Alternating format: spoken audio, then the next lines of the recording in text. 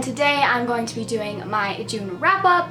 Sorry this video is getting to you a little late, but I've had a lot to do and I've got time to do it now, so I'm very happy to film it now. I've only read 3 books this month, but I really enjoyed them, so that is a plus. So let's just go ahead and get right into it. Also, I'm in a different obvious location because I rearranged my room, and so this is going to be maybe I don't know how long it's going to be for, but I really like it. So let's just go ahead and get to the books that I read in the month of June. Wow, it's July. The first book that I read this month was A Book of Spirits and Thieves by Morgan Rhodes, which is a kind of like a prequel type to the Fallen Kingdom series. And yes, I would recommend that you read the Fallen Kingdom series before you pick this up because I think it's just more beneficial and you'll probably enjoy the story more. But this is set in Mythica and also present-day Toronto, which is really cool. I believe it's Toronto, which is really cool to me because it just makes the story that much more magical because it's like set in this magical world, but also our world, which makes me think that it's possible. So I think that's really cool. But I didn't enjoy it as much as I thought I was gonna, sadly. I gave it 3 out of 5 stars, so it was really enjoyable, but I think the reason why I didn't love it so much is because I absolutely love the characters in the Fallen Kingdom series. I love them so much, they stick with me so much, and these characters fell a little bit flat. I think my favorite character is probably Crystal, just because she has a lot of personality.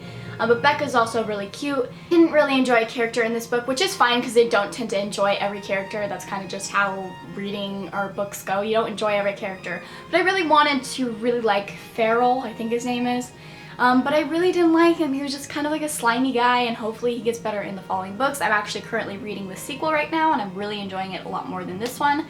But again, I really enjoyed this, gave it 3 out of 5 stars, and I'm super excited to see where the story goes. So the next book that I read, I was sent in exchange for an honest review by the author and Anne over at How to Cook That, so thank you all so much for sending me this. And that is The Deep Enders by Dave Reardon. And this is a historical fiction novel set during World War II in Australia, which immediately hooked me. And all I'm going to say right now, because I'm going to film a whole separate review after this video, and once it's done and uploaded, I'll link it down below in the description. I really enjoyed this book. I gave it 4 out of 5 stars, but the more that I reflect on it, I think I'm going to up it to 4.5 out of 5 stars, because it's just a great book. And if you like Salt to the Sea by Ruta Sepetys, you'll definitely like this. Also, it's like middle grade, young adult, and adult. Anyone could read it.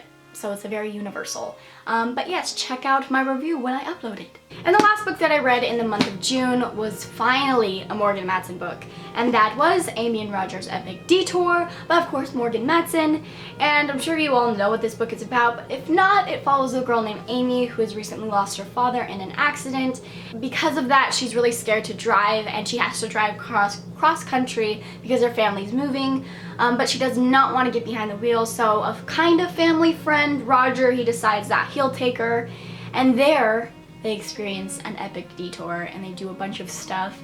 This book wasn't what I expected it to be. It was fun, it was a little bit light, but not really. It was actually pretty heavy, and it's dealing with really important topics, and it was just very important to read, and it made me appreciate my life and my father and all that good stuff. I would say don't pick this up if you're looking for like a really light, fluffy contemporary. It does have those elements, but not think the kind of like sadness elements take over that. But it's still a really great read that I think that anyone would enjoy. And I loved the characters. I really loved Amy. Roger was such a realistic guy, and I really enjoyed him. It was just a really great book. Although I didn't love the ending, I still really enjoyed this book, and I would give it 4 out of 5 stars. This is my June wrap up. I didn't read that much, but I enjoyed everything that I read, so that is a plus. I don't know what, probably The Deep Enders was my favorite read this month. What was your favorite read? I would love to know. Comment down below. And if you've read any of these books, and tell me if you liked them, if you loved them. Again, I would love to know. And I hope you enjoyed this video, and I'll see you in my next one. Bye.